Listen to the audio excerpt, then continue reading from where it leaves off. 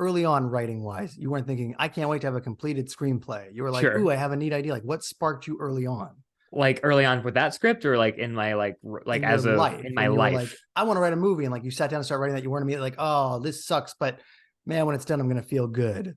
I think the difference is when you're young, you just have so much hubris about like Oh, this it's is already true. Mhm. perfect.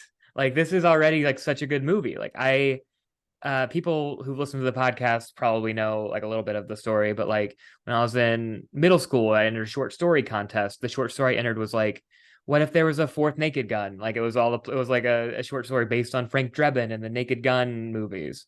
Um, when the first screenplay I ever tried to write was X-Men 2, because I was like, somebody's got to figure out, somebody's got to write this. One of my first scripts I wrote that wasn't like based on IP, like I was like, I'm going to try to figure out something on my own, a story to tell. Like the first script I think I remember writing was about a teenage screenwriter who makes it in Hollywood and dates a starlet, and like Yeah, that's life is everybody. good. It's everybody's first script, I think.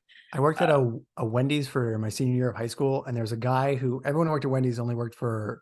There were the people who worked 1 month and then got fired, and they were like the new people, and the people who worked 3 months and then got fired, and they were the lifers. But there was a guy who came in. I feel like everyone's first thing of doing stories is just aggrandizing themselves. And he was like, we'd worked a couple of nights, and he was like, hey, I actually write stories. Could I read you a couple? So as we were working at Wendy's, he would read his stories, and the main characters were all named after him, and they were all just doing cool things. And his name was like Joe, and it was like, you did it, Joe, you saved us. And Joe said, you're welcome. It was like totally oblivious to the fact that like this is just like pumping yourself up. But yeah, oh, sorry, keep going. 100%. So like, so I think when you're first writing, you're already have it in your head that like I'm great at this, I'm gonna be a phenom at this. Like the rules aren't going to apply to me.